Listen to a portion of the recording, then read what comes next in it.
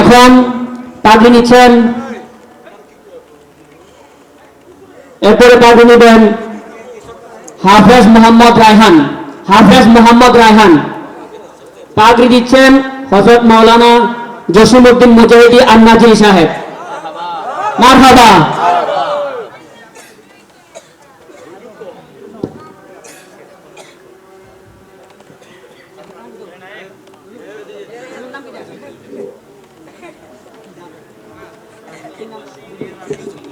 সবাইকার নাম মারহাবা।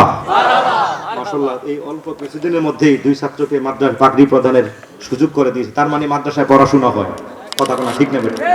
হ্যাঁ, মাশাআল্লাহ, এর আগেও তিনজনকে দেওয়া হয়েছে। কাজেই আমরা একটু সহযোগিতা করা দরকার। সম্মানিত হাজিরিন, ভাই ভাতিজা দিয়া মাদ্রাসাকে সহযোগিতা করবেন।